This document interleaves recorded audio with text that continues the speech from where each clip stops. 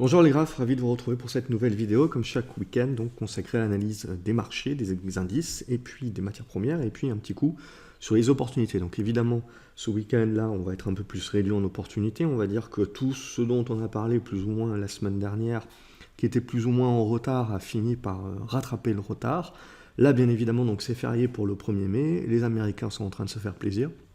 Donc c'est toujours pareil, c'est toujours l'effet piège. Alors je ne sais plus si on avait parlé ici la semaine dernière ou si c'était pendant la revue de l'Académie des graphes notamment, mais voilà, on avait discuté de l'anticipation justement donc des achats pré-banque centrale et du doute et de la vente de la nouvelle entre guillemets derrière post-banque centrale et donc plutôt d'être un peu plus méfiant sur le post-banque centrale. Pourquoi?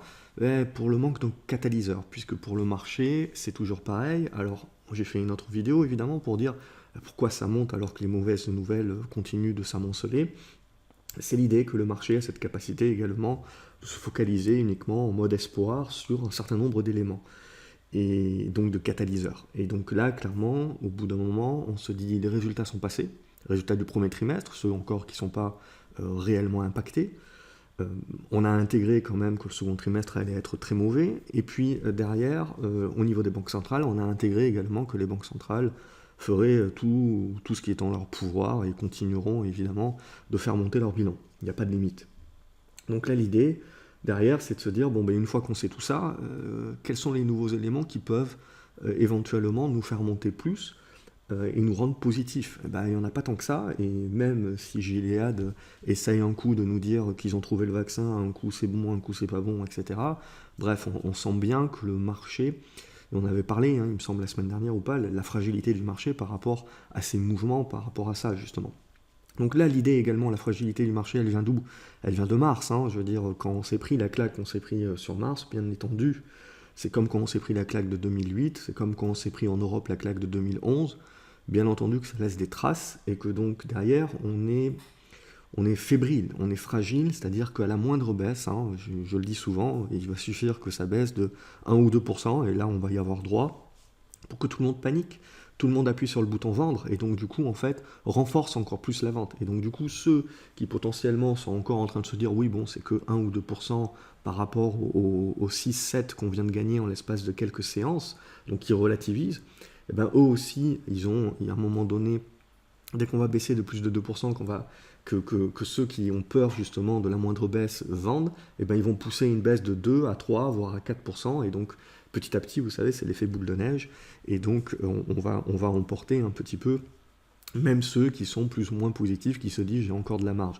Bien entendu qu'il faut relativiser, je veux dire, perdre 2 ou 3% par rapport à la hausse que nous avons connue donc pré-banque centrale, voilà, il faut relativiser, c'est toujours pareil. Les permabères, les baissiers vont se taper sur l'épaule en disant ah, vous voyez, je vous l'avais bien dit. Sauf que, entre-temps, bien entendu, on n'est même pas revenu encore au niveau sur lequel ils avaient décidé d'être baissiers et de vous dire voilà, il faut être baissier, etc. Donc c'est toujours pareil, le timing, c'est essentiel. Donc là, l'idée, pour moi, elle est assez claire dans le sens où on a fait l'essentiel des rebonds qu'il y avait à faire. On a discuté justement que on avait une problématique dorénavant de ratio gain-risque, c'est-à-dire quel est pour grappiller quelques pourcentages supplémentaires, quel est le risque potentiel que je prends s'il y a un renversement. Et maintenant, ce dont on va discuter, c'est justement un retracement, une correction, mais qu'il faut prendre justement dans l'ensemble de ce que nous avons vécu sur ce mois, qui est quand même un rebond de 30%, ce n'est pas rien. On les fait pas en règle générale, sauf sur 2019, mais on les fait sur une année. Donc je veux dire, il y a quand même des opportunités qui ont été données par le marché sur un mois, que normalement, qui sont données sur un an. Donc là, ce qu'il faut bien se dire, c'est prendre le recul nécessaire, justement, pour bien relativiser et concrétiser ce que le marché vous a donné, et prendre justement conscience que le marché est capable de reprendre ce qu'il a donné d'autant plus rapidement. Donc ce qu'il faut, c'est justement avoir cette capacité de, avant tout, protéger dorénavant vos plus-values. Donc oui, il y a des actions qui vont rebaisser. Oui, ces actions-là vont rebaisser sur des niveaux qui vont paraître très intéressants, mais ce qui va être primordial dorénavant, justement, c'est de pouvoir sonder les acheteurs, et donc de pouvoir attendre que sur ces rebonds-là, justement, sur ces supports-là, il y a des rebonds qui se mettent en place, avec de la force, avec du volume. Et là, on pourra dire, potentiellement, on n'a pas le retournement de marché, parce que là, bien évidemment, on va baisser de 2%, tout le monde va crier, seconde jambe baissière, retournement de marché, etc. Et potentiellement, ils ont raison. On n'en sait rien. On ne peut pas savoir aujourd'hui si... On peut savoir qu'on a fait un rebond technique, on peut savoir maintenant qu'on va le consolider, le construire, mais derrière, on ne peut pas savoir si justement on va le retracer en entier d'une traite, ou si au contraire, on va aller chercher des supports, rebondir, rechercher des supports, rebondir, bref, construire quelque chose, et seulement quand on cassera par le haut ou par le bas cette construction, on aura un signal beaucoup plus durable qui sera lancé. Donc ça, voilà, ça fait partie des impondérables, et ça fait partie des scénarios, ça fait partie des hypothèses. Donc l'idée... Et vous aurez toujours voilà, des gens qui vous diront ça va retomber d'une traite, etc. Et évidemment, si ça se passe comme ça, ils vont dire vous voyez, je vous avais dit, je suis trop fort, etc. Et ça va attirer beaucoup de monde. La problématique, c'est que vous pouvez lancer une pièce et faire pile ou face, et vous aurez à peu près les mêmes probabilités d'avoir raison ou tort. Donc on ne peut pas investir de cette manière-là. Ça, ce sont plus des guerres d'ego et de personnages qui cherchent avant tout à avoir raison et pas à gagner sur les marchés. Si on cherche à gagner sur les marchés, voilà, on ne se lance pas dans ce type de scénario-là. Ce que l'on se dit, c'est assez simple, c'est un marché qui était en rebond, on est venu chercher la moyenne mobile 50, on s'est fait plaisir en la dépassant, mais en clôturant en dessous avec un chandelier dès jeudi qui a quasiment rebouffé, hein, c'est un mauvais chandelier, qui a quasiment rebouffé la hausse que nous avions connue la veille. Donc après, ce qu'on pouvait se dire éventuellement, il n'y aurait pas eu la séance américaine, ce que je vous aurais dit, c'est de vous dire, tiens, c'est intéressant, éventuellement ce chandelier-là, il est moche, mais éventuellement, c'est un pullback, un retracement sur l'ancien niveau des 4550 points. C'est quand même un gros niveau, que par 3 fois, on n'a pas réussi à le passer, donc par 3 fois, tous les baissiers du monde vous ont expliqué que ça y est, cette fois-ci, ça allait repartir à la baisse, et finalement, on l'a breaké. Ça, c'est toujours pour se faire plaisir. Je pense qu'on l'aurait breaké beaucoup plus fortement si les ventes à découvert avaient été autorisées, justement, puisque sur ces 3 impacts-là, il y aurait eu des vendeurs à découvert qui auraient augmenté leur position, ce qui fait que sur le breakout, sur la cassure, il y en aurait eu un paquet, beaucoup plus, qui auraient dû sortir de leur position et donc d'autant plus renforcer quelque part ce rebond, même éphémère, mais il aurait pu être un petit peu plus fort. Là, ce n'est pas le cas. L'idée, donc, c'est qu'on revient sur ces 4550 points, qui est donc un gros niveau qu'on a mis du temps à passer, et donc l'idée, c'était qu'il serve de support. Et tant qu'il aurait servi de support, on serait resté dans une configuration qui était en fait une consolidation, un retracement par rapport à la hausse, quelque part, rien de bien dramatique. Mais là, quand on voit les marchés américains, bien entendu, à moins que dès lundi, ils rebondissent pour un tweet de Trump, pour X raisons, etc. Bref, à aujourd'hui, clairement, on est parti lundi pour casser ce niveau-là et aller chercher directement, très certainement, les 4450, voire les 4420 points, c'est-à-dire une zone ici, une zone de gap, donc qu'on avait connu dès lundi. Et à partir de ce moment-là, c'était le moment où clairement j'avais dit bon maintenant c'est bon, on enclenche l'anticipation par rapport aux banques centrales et donc on sort les shorts, et pas besoin de couverture, et on va essayer d'aller chercher des rattrapages sur des actions, principalement sur des grosses caps, mais après, dès le week-end dernier, je vous avais proposé pas mal de petites actions, il y en a pas mal qui ont bien bougé, donc j'espère que vous avez pu en profiter. Donc l'idée, là sur le CAC 40, bien entendu, c'est de parler de retracement. Bon, cette oblique-là, à mon avis, elle n'est pas vraiment probante. Celle qui, pour moi, est la plus probante, c'est celle-ci. Donc, voilà, l'idée, c'est de revenir, vous voyez, 4400 points. Donc, on a plusieurs niveaux, 4450, 4420. Après, il y en a une autre oblique qui peut être également plutôt intéressante, c'est celle-ci. Mais plus ou moins, vous voyez qu'elle se jumelle à peu près sur le même niveau. Donc, vraiment, le niveau pivot, il est là. C'est-à-dire que, bien entendu, on peut se dire seconde jambe baissière. On peut le dire, mais on n'en sait rien. Cette seconde jambe baissière, pour moi, elle n'intervient que si on casse les 4150. Avant les 4150, il y a quand même du boulot. C'est-à-dire qu'il y a ces 4390, 4400 points. Déjà, il faudra voir comment on réagit sur ce niveau-là. Et c'est-à-dire, derrière, ce qui sera intéressant et ce qui sera un signal, bien entendu, assez faible, c'est si on va chercher les 4004, 4390, on rebondit et on est bloqué une nouvelle fois sous les 4550. Là, c'est un point idéal de short, entre guillemets. Ça serait un point idéal pour renforcer les positions baissières, si on peut, bien entendu. On ne pourra pas d'ici là, mais voilà, vous pouvez toujours prendre des positions de couverture, etc. Il faut avoir des achats à côté si vous ne voulez pas être dans l'illégalité vis-à-vis de l'AMF, bref. Ou alors un courtier tout simplement qui n'est pas français. Et Donc là, voilà. On va pas parler de ce que vous pouvez faire, ce que vous pouvez pas faire, mais l'idée graphique, ça serait ça. Ce serait venir chercher ce niveau-là, de rebondir, et une fois qu'on a cette faiblesse, donc faible volume, incapacité à repasser les 4550, là c'est votre signal qu'il faut sortir des positions. Alors il ne faut pas forcément tout vendre, bien entendu, hein, c'est l'idée d'être protecteur. Donc moi je suis toujours un petit peu optimiste dans le sens, c'est-à-dire pas optimiste, mais plutôt pragmatique dans le sens de dire, voilà, on procède par étapes. Soit on vient tout casser, bien entendu, et là on ouvre directement la voie il y a plusieurs niveaux, les niveaux dont on avait parlé les semaines précédentes, si jamais on avait cassé par le bas, c'est-à-dire c'est 4300 points, 4270 points, et après la fermeture du gap, 4220, et puis il nous restera, vous le voyez, avec la Bollinger Basse, c'est 4160 qui sont pour moi le niveau pivot. Le jour où on casse ces 4160 points, là, voilà, on retourne complètement le marché comme une crêpe et c'est terminé. Bon, je pars du principe que d'ores et déjà, sous les 4390, on évitera quand même, mis à part pour des rebonds techniques court terme, de reprendre des positions acheteuses majeures, on va dire, dans le portefeuille. Moi, ça fait déjà un petit moment que je suis bien liquide, bon, pour des raisons surtout aussi de repos et de réalisation quelque part de ce qui a été fait pendant ce mois-là, qui est quand même très exceptionnel, même quand on a de la bouteille, hein, ça a été épique. Donc ça a été sport. Donc le sport peut potentiellement recommencer, hein, donc pour moi c'est ce que je regarde. Donc voilà. L'idée, c'est que tant qu'on tient les 4390, 4400 points, je ne parle pas de retournement baissier. Pour moi, voilà, c'est une correction du mouvement acheteur et il faudra voir la force du rebond. Hein, je me répète, mais je pense que c'est important.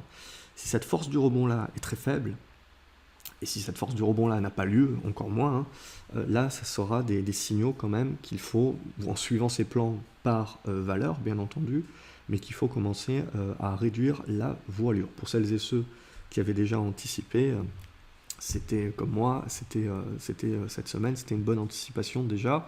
On verra donc lundi. Je pense qu'il peut toujours y avoir des rebonds techniques qui peuvent être des bonnes portes de sortie quelque part si on est surexposé. En tout cas, ça ne va plus être le moment maintenant d'être surexposé sous ces 4550 points. On regarde le Nasdaq, donc du coup, il est à moins 3. Il faut dire qu'Amazon se prend moins 8 hein, suite à ses résultats.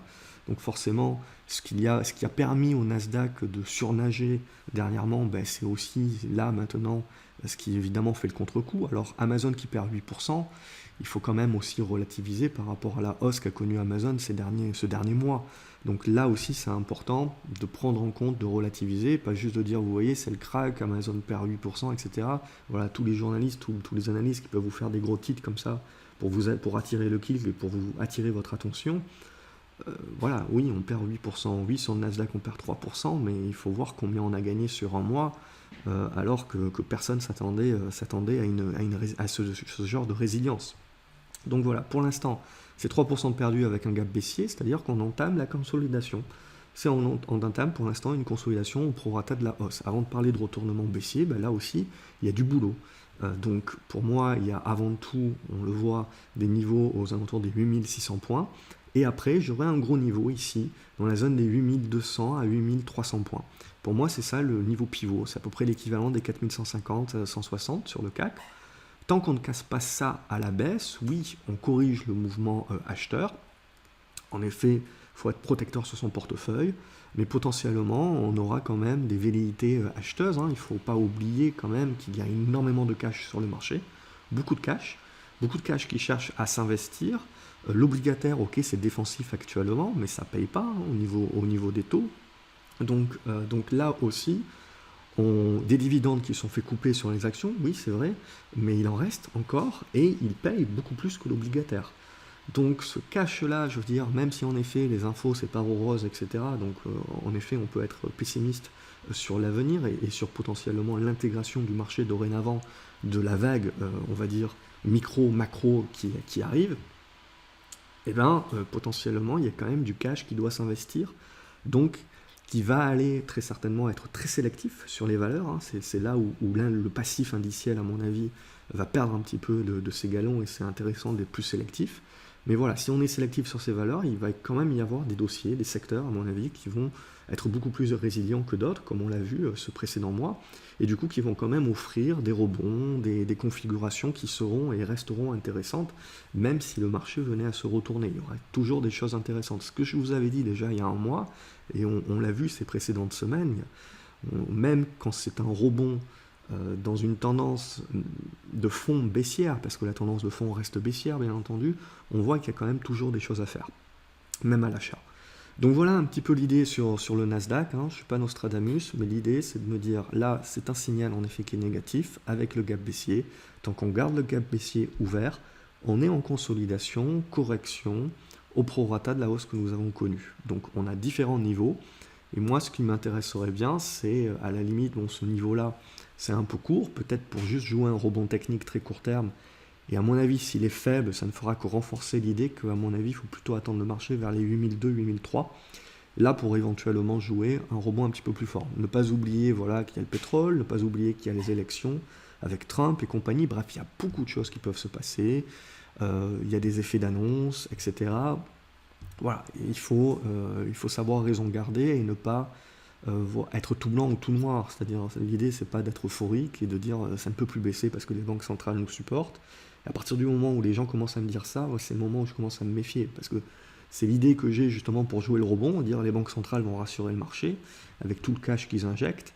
Mais après, au bout d'un moment, quand on me dit, bah, de toute façon, à la moindre baisse, les banques centrales seront là et relanceront le business, je me dis oui, mais si trop de gens le pensent, voilà, j'aime bien être contrariant, c'est de me dire, bon, ben, peut-être que ça ne fonctionnera pas aussi bien sur les fois d'après.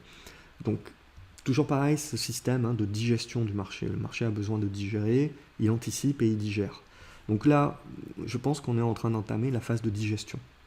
Cette phase de digestion redevient baissière si on passe sous les 8002, 8003. Et donc du coup, moi, je pense qu'il y aura des valeurs qui reviendront sur des niveaux intéressants, qui seront capables de tenter le rebond. On en rediscutera. Là, voilà, pour la semaine prochaine, je serai donc très prudent, plutôt en mode attente, pas d'achat, plutôt en mode attente de voir des valeurs qui ont pas mal rebondi ces derniers jours, revenir sur des niveaux de support et observer la tenue de ces supports. S'ils sont cassés comme dans du beurre, ça renforce le sentiment que les vendeurs reprennent la main et que c'était qu'un rebond et que donc il ne faut pas se mettre en face. Par contre, si les supports tiennent, qu'on rebondit, il faudra voir la force de ces rebonds-là et voir comment on construit. Parce que peut-être qu'on aura des nouvelles congestions et qu'on pourra tenter autre chose. Ça, voilà, c'est le marché qui nous l'indiquera, qui nous le dira. Pour l'instant, je vais éviter de l'anticiper sur ce stade-là. Donc vous l'avez compris, la certitude est de retour. Donc là, c'est pas le moment de jouer au héros, on patiente tout doucement. Justement, on ne fait que patienter et attendre de voir si les niveaux de support tiennent, et auquel cas on prend des décisions. Donc derrière, qu'est-ce que j'ai d'autre à vous montrer? Bon, au niveau du Brent, c'est un petit peu la même idée. Alors le Brent, cette oblique-là, elle me plaît pas trop. Je vais plutôt apprécier cette oblique ici. Voilà, quelque chose comme ceci. Voilà, l'idée, c'est toujours pareil. Donc, on est dans une tendance baissière de fond, rien à dire, et on a fait un rebond. Donc, on est allé chercher la moyenne mobile 20, on le voit, l'ancienne zone de support ici, donc qui joue un rôle de résistance dorénavant, et on bloque dessus. Donc, il n'y a rien de dramatique, c'est un rebond technique à ce stade-là, et pour l'instant, voilà, on est en train de bloquer en dessous. Sur cassure de cette oblique haussière ici, on mettra un terme à ce rebond, parce que là, on reste en rebond, hein, c'est-à-dire on peut consolider, tac, tac, tac, recasser par le haut, c'est ce qui peut supporter les marchés peut-être un peu plus, ou au contraire, on recasse par le bas, cette oblique ascendante ici, et là, vous êtes reparti pour une nouvelle jambe baissière, très certainement pour revenir chercher les plus bas, et construire une fin d'hémorragie. Une fin d'hémorragie qui peut prendre son temps.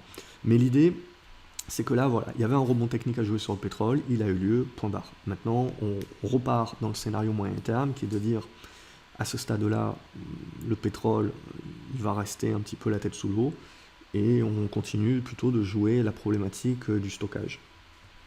Voilà, jusqu'à preuve du contraire. Et là, en l'occurrence, la preuve du contraire, pour moi, c'est surtout cette zone-là des 30 $. En plus, ça compte rond. Et puis surtout, à plus long terme, enfin moyen terme, on va parler plus, cette zone des 33 $. Donc 33 $ qu'il faudra redépasser par le haut avant que l'on puisse parler en effet d'un retournement un peu plus durable sur le pétrole. Ça voudra dire quelque part une sortie de crise. Mais là, clairement, là, c'est du rebond technique à ce stade-là, donc très court terme. Et si on recasse par le bas, on aura une seconde salve vendeuse qui évidemment n'arrangera pas les indices. Au niveau du cuivre, c'est à peu près la même idée, c'est-à-dire on a eu un bon rebond depuis un mois sur le cuivre, mais pareil, dans la même idée, hein, ce cuivre-là, il reste dans une tendance baissière de long terme, il reste en dessous de niveau de soutien, de résistance aux alentours des 2,40 là, de 2,50, je veux dire, tant qu'on ne remontera pas au-dessus de ces niveaux-là, le cuivre n'est pas en train de nous indiquer qu'il est super positif pour l'avenir économique. Donc on a fait un rebond, on a anticipé la reprise, éventuellement la sortie du confinement, et là maintenant on est plutôt dans la phase de digestion, comme je vous l'ai dit. La semaine dernière, hein, j'ai passé beaucoup de temps à vous parler de ces phases de temporisation, de neutralisation. Ben, c'est ce qu'on va construire. Cette phase de neutralisation, soit elle va mettre du temps, c'est-à-dire qu'elle va zigzaguer et construire une figure, comme je l'ai expliqué en début de vidéo, soit elle va faire ce que les gens appellent la seconde jambe baissière, c'est-à-dire qu'on va traverser les supports comme dans du beurre, et ce qui renforcera d'autant plus évidemment l'effet panique et l'effet peur, etc., et l'effet force du mouvement. À ce stade-là, voilà, c'est impossible de savoir quels sont les deux scénarios à privilégier. Donc on le saura, je pense, voilà, à partir du moment où on verra si les supports sont tenus avec des volumes, un rebond un petit peu plus fort, ou si au contraire on traverse comme dans du beurre. C'est ça vraiment, moi, que j'attends pour me faire vraiment une idée sur la question.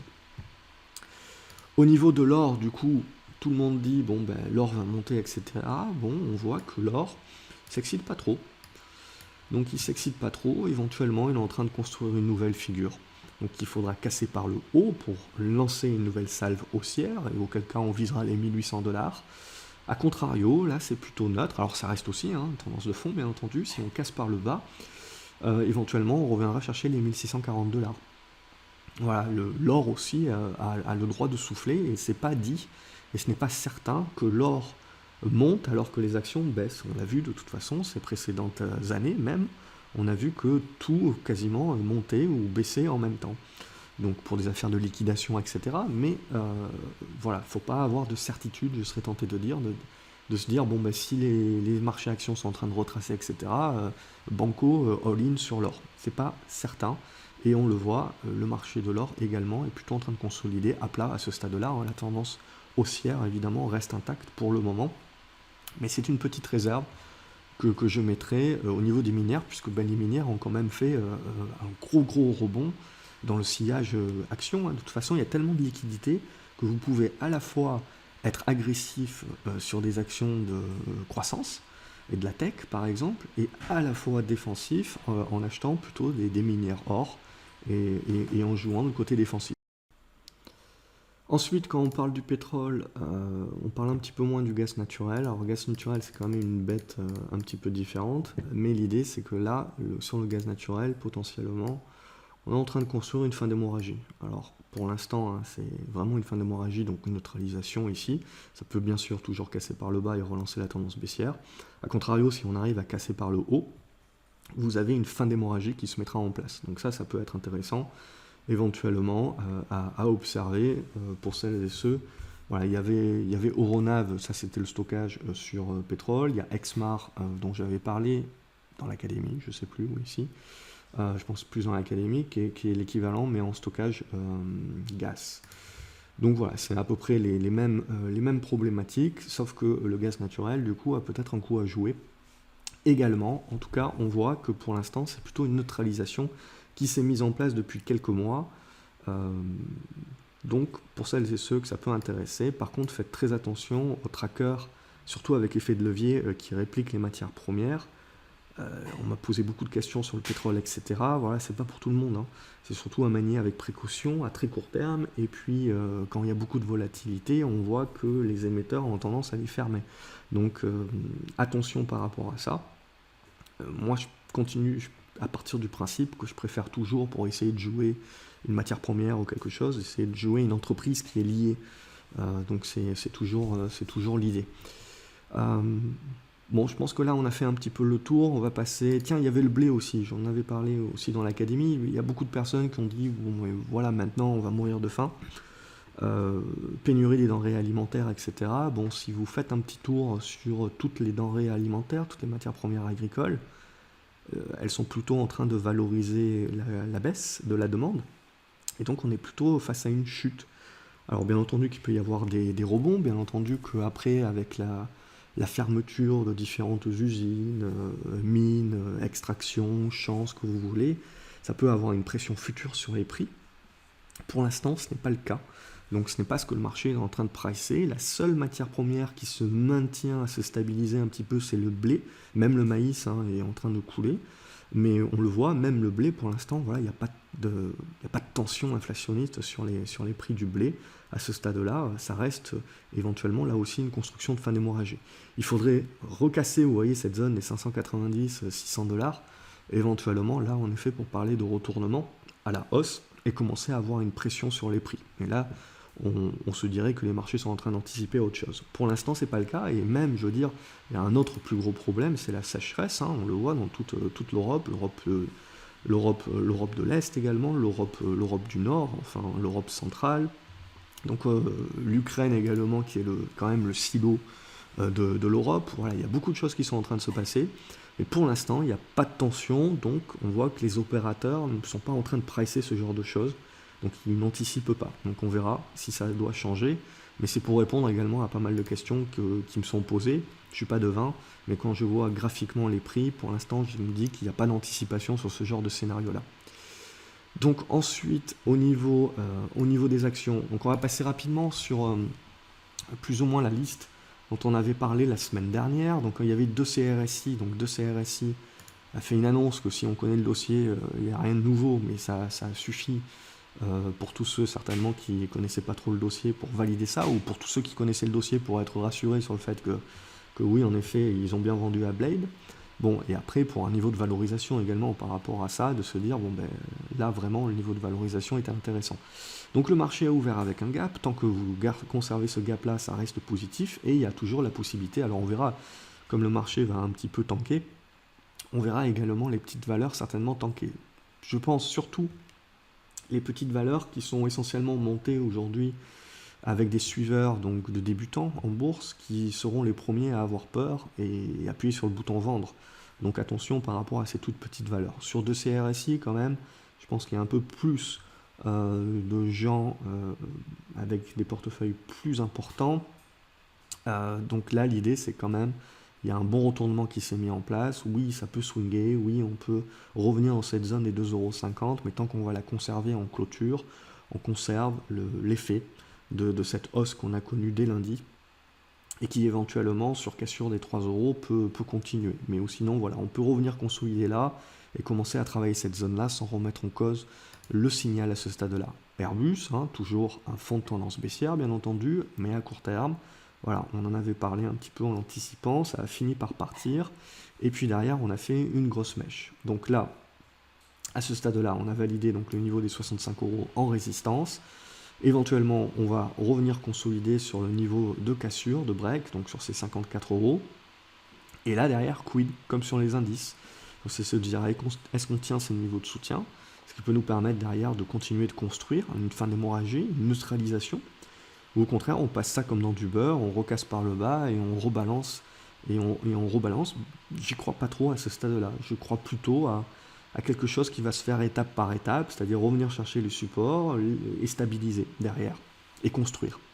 Je crois pas trop que ça va retraverser comme dans du beurre. Bien sûr, je peux me tromper, c'est le marché qui décidera. Mais voilà un petit peu, c'est ça que je vais observer la semaine prochaine. Honnêtement, c'est voir comment on va réagir.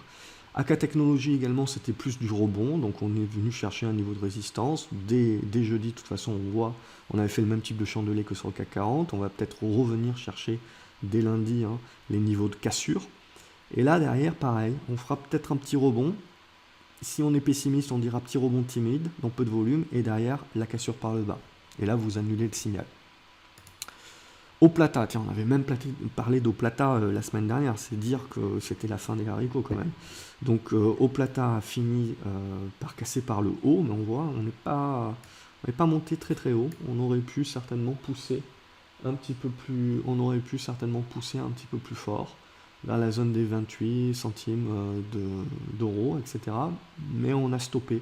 Alors j'ai vu passer pas une news, mais comme quoi pour l'instant les usines étaient toujours fermées. Pour l'instant, on le voit, ça continue de tenir, la cassure, donc ça, Voilà, on peut l'enlever. Hop.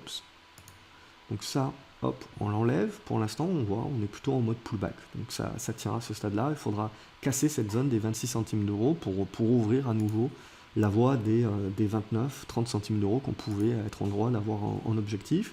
Bonduelle également pas réussi à casser par le haut, donc retour en construction. CGG, objectif atteint, même un petit peu dépassé.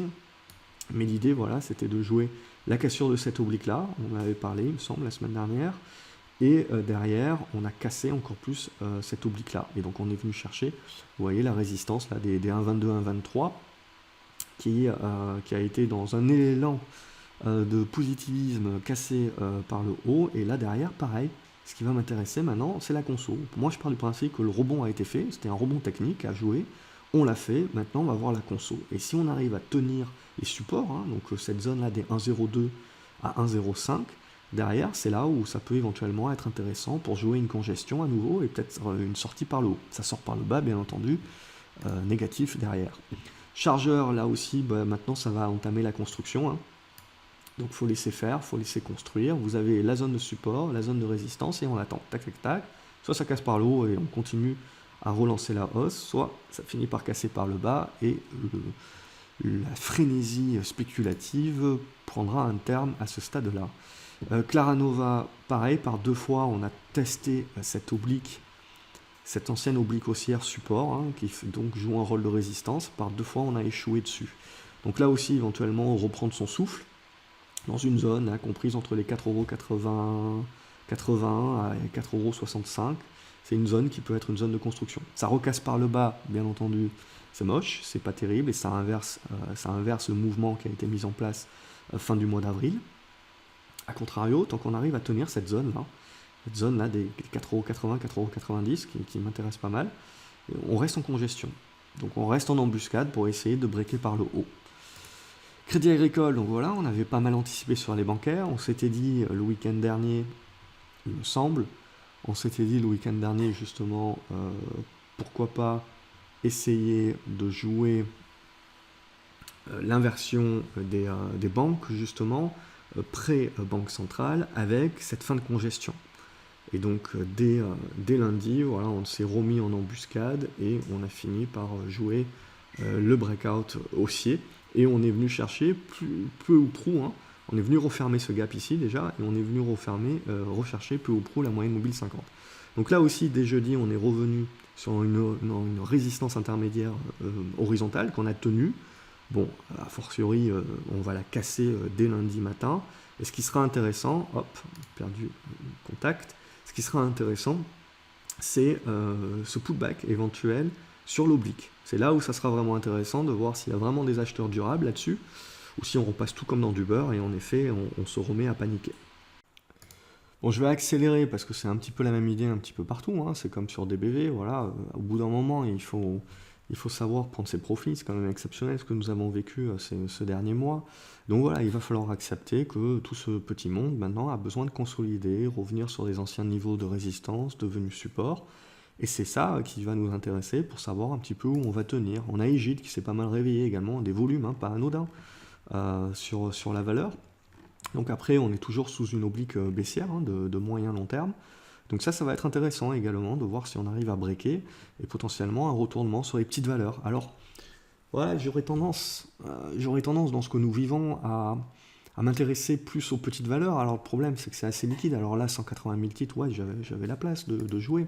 Mais le problème c'est que vous faites 180 000 titres sur une journée et puis derrière, vous ne savez pas les jours d'après si vous ne retombez pas à 5 000 titres d'échangés par jour. Et donc là, on se fait rapidement coincer si on est trop gros. Donc ça, c'est à prendre en compte également pour les petites valeurs, mais je pense que les petites valeurs value notamment, avec des fondamentaux, des capitaux propres, etc., et qui ont des valorisations du coup qui sont fait pas mal attaquer, et qui sont capables, dans la capacité de résister quand même, qui ont un secteur d'activité ou un business voilà, qui est peu ou pas impacté, je pense que ça peut résister pas mal parce qu'il y a une dimension spéculative qui peut se mettre en place également avec des fusions-acquisitions. C'est quelque chose aussi qui peut supporter le marché, on en avait déjà parlé.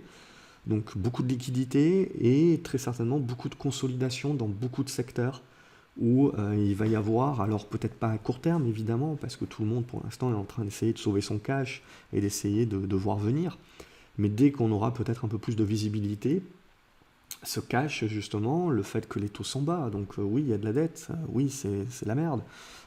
Mais c'est également une période où les taux sont très bas et donc permettent d'emprunter sans avoir un problème de surcharge financière dans ses comptes. Et ça peut permettre également d'avoir pas mal de fusions-acquisitions dans les prochaines périodes. Et ça peut éventuellement, sur des petites capes, apporter un atout spéculatif qui peut permettre de résister et d'être résilient. On verra, c'est une hypothèse à ce stade-là. Donc voilà, je trouve que Egid fait partie éventuellement de ces valeurs-là, et là il y a eu des bons volumes, peut-être que le marché est en train également de le considérer. Eramé, pas grand-chose, on reste dans le triangle, donc on voit qu'on est vraiment dans une congestion, ça casse par le bas, bon ben on laisse tomber, et la cassure par le haut, bon c'est toujours une possibilité, mais évidemment avec les marchés qui vont avoir un petit peu plus de mal, ça risque d'être plus compliqué. Erytex, ça allait bien au-delà. Ça, c'est la magie de la spéculation, et c'est pour ça que vous devriez éviter de couper les ailes à vos trades, hein, comme je vous dis, éventuellement de couper une partie sur objectif, mais de laisser faire le marché derrière sur le reste. C'est comme ça hein, qu'on, de toute façon, on se laisse surprendre par le marché positivement, justement, on est capable d'avoir des gains supérieurs. Donc l'idée là sur Erytex, c'est qu'on a pulvérisé les 7 euros, et à partir de là, ça a été berserk, hein, donc ça a été la spéculation qui est de toute façon parmi nous depuis 2-3 semaines sur les petites capes, et là ça y va d'une traite. Donc bien entendu que ça aura besoin à un moment donné ou à un autre de consolider, mais tant que la spéculation va, je veux dire, il n'y a pas de limite, donc on va pas se forcer à essayer de mettre une limite, on suit la tendance tant qu'il y a la tendance. Au niveau de Ronav, ça continue de construire, on a eu un petit rebond court terme du pétrole, donc du coup ça a détendu l'atmosphère sur le stockage, les stocks américains également ont baissé. Je pars du principe qu'à moyen terme, quand même, la problématique reste la même. Donc, à moyen long terme, je resterai toujours positif sur Euronav. Graphiquement parlant, au-dessus des 9,50€, 9,70€, on voit qu'on a quand même des bons niveaux de soutien. Europcar, on a une bonne congestion également qui se met en place. On n'est pas loin de faire la cassure. Donc, à voir si Europcar est capable de faire sa cassure haussière, malgré une petite consolidation correction sur les marchés, ou au contraire de recasser par le bas, ce qui bien entendu rendrait caduc le scénario. Eutelsat en train de reconsolider. Voilà, moi je pars du principe qu'on a fait ce qu'on avait à faire éventuellement sur le titre. Ce qui va m'intéresser, c'est cette zone est 9,80€, tiendra pas. Ça va m'intéresser. Exmar, donc du coup si elle est dans la liste, c'est qu'on en avait bien parlé ensemble la semaine dernière. Donc là aussi on est allé atteindre les 4,80€. On est en train de revenir sur cette zone là, 4,30€, 4,35€, ouais, c'est une bonne zone de soutien, à voir comment on construit, et on restera dans la phase de rebond. Voilà, il faut accepter qu'il y a des valeurs qui vont avoir besoin de souffler plus que d'autres. Flow Traders également rebondi, on a marqué donc là le support ici.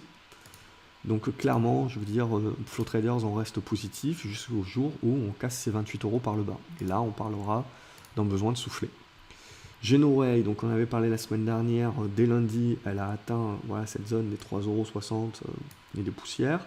Et là, on est en train de reconsolider. Donc, question, est-ce qu'on arrive à se relancer ou est-ce que la spécu tombe un petit peu avec justement peut-être des petites mains qui auront peur et qui chercheront à vendre et à prendre des profits et qui vont chercher, j'ai un magnifique arc-en-ciel devant là, c'est dur de se concentrer.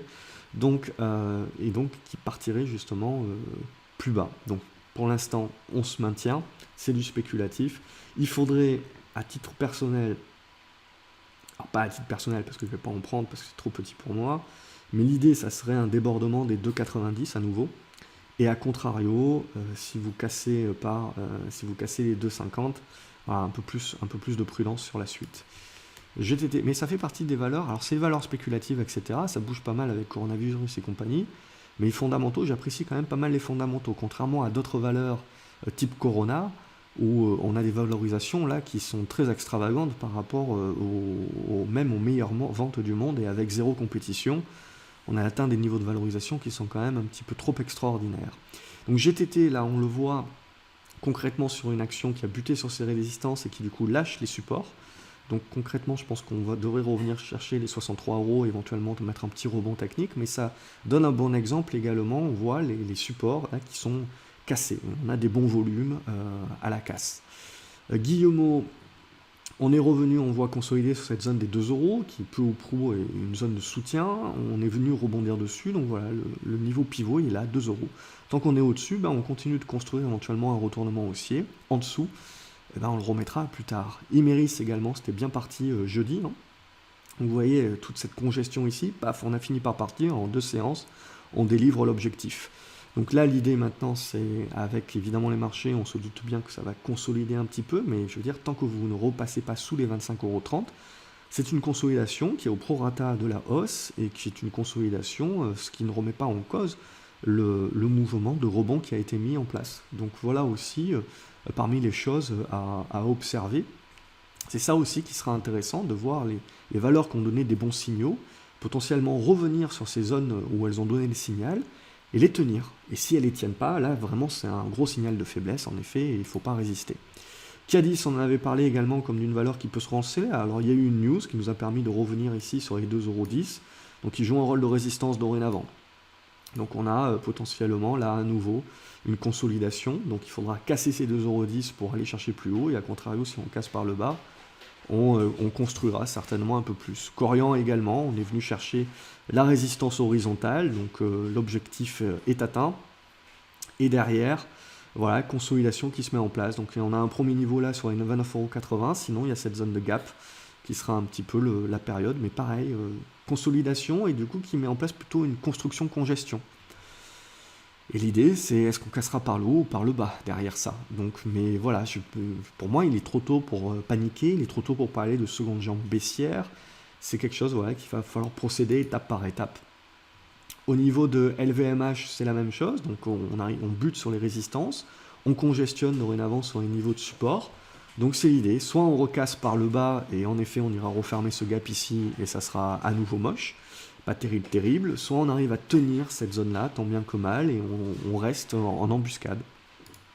L'isogène, toujours ces 3,70 € qui servent de support. Au-dessus, on reste positif sur une construction intermédiaire qui devra casser par le haut pour relancer la hausse. Micropole Univers, ça reste positif également au-dessus des 95-97 centimes d'euros. On reste dans cette congestion intermédiaire. Nicox également positif qui reste au contact de cette zone des 4,15 €.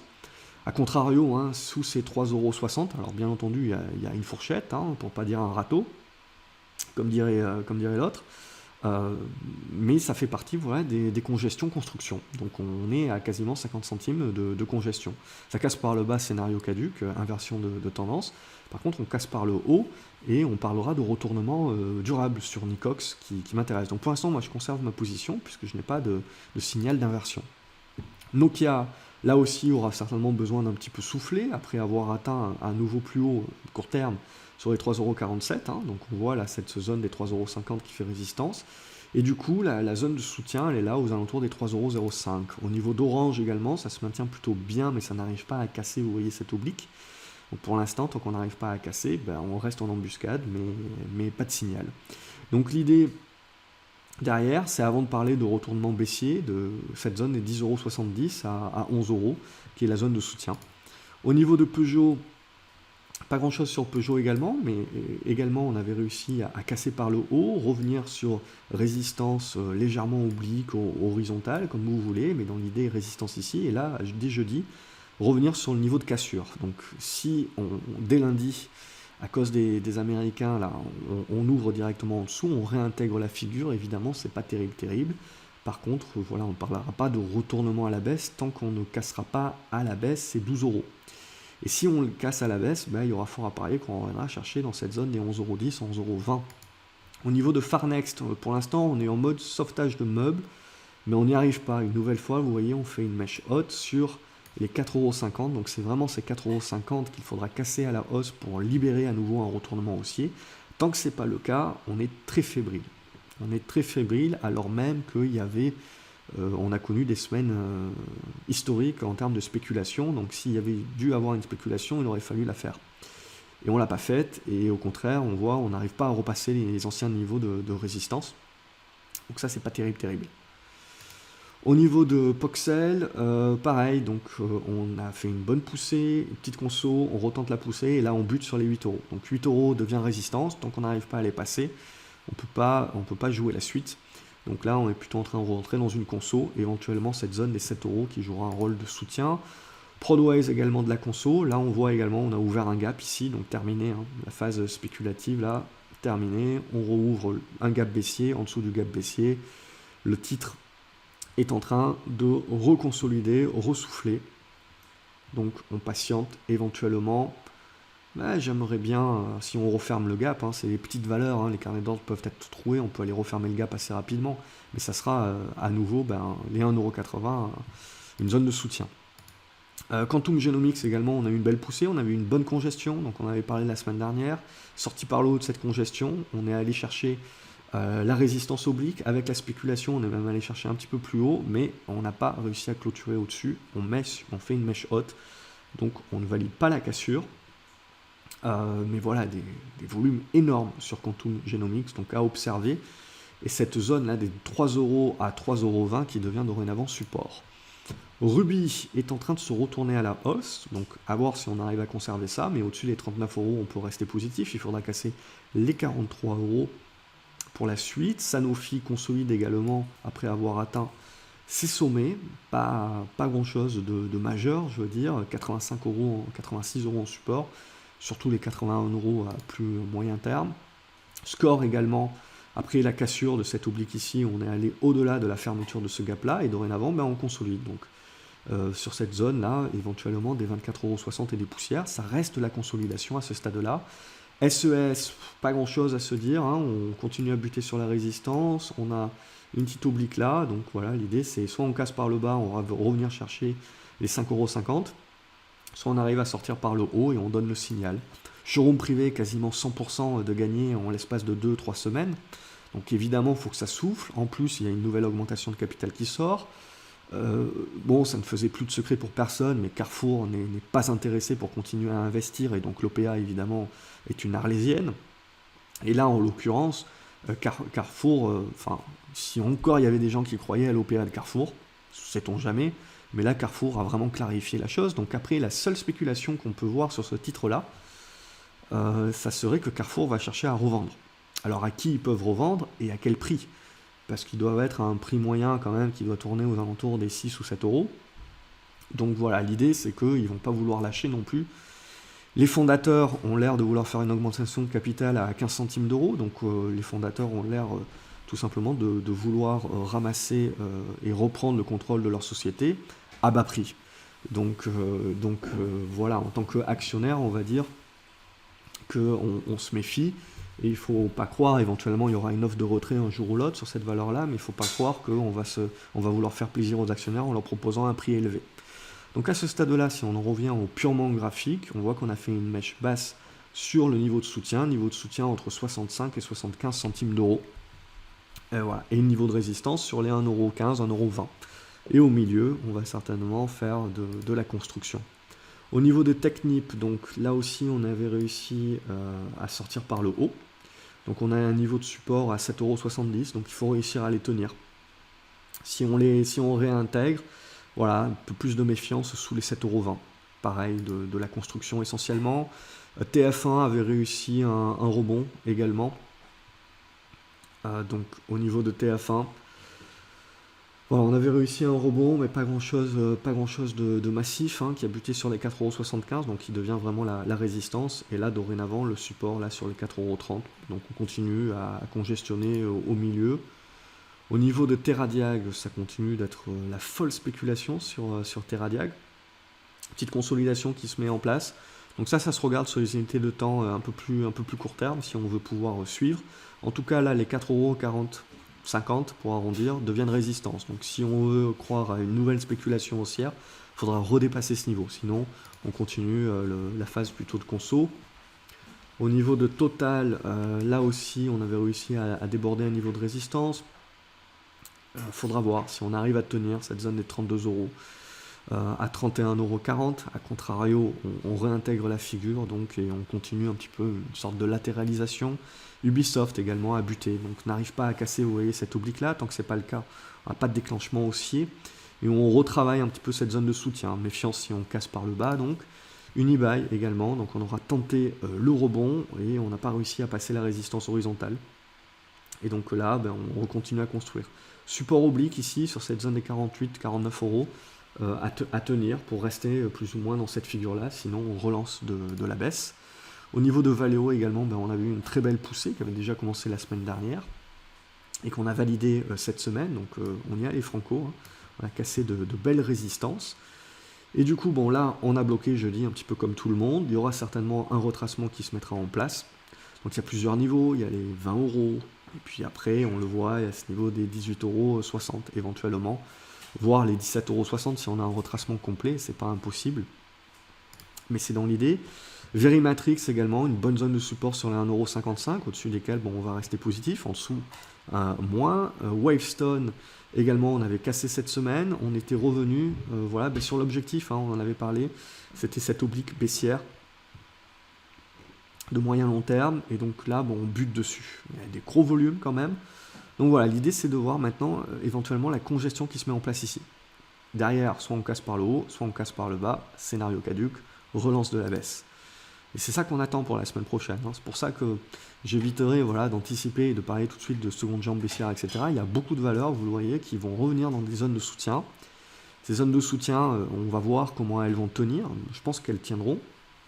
Mais ce qui va m'intéresser plus que le fait qu'elles tiennent, c'est la force avec laquelle elles vont tenir pour pouvoir valider une continuation de construction-congestion. Et derrière, commencer à se dire, voilà, ça peut casser par le haut, ça casse par le bas, mais avant un gros signal plus durable, il faudra attendre ce genre de choses. Ou alors on recasse tout comme dans du beurre et je vous ai rien dit, et typiquement le marché se remet à paniquer.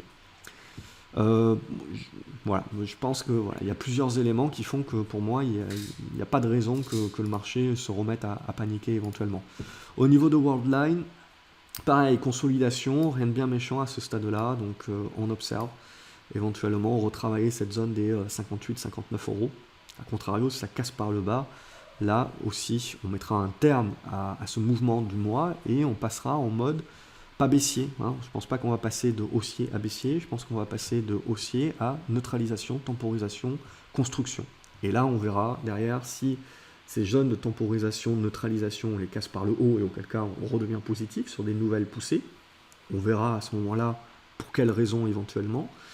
Ou à contrario, on casse tout ça par le bas et on aura digéré le mouvement acheteur de ce dernier mois, on l'aura neutralisé, on l'aura congestionné, on l'aura digéré et on finira par casser par le bas, ce qui validera la reprise en main des vendeurs pour, cette fois-ci, la nouvelle jambe baissière.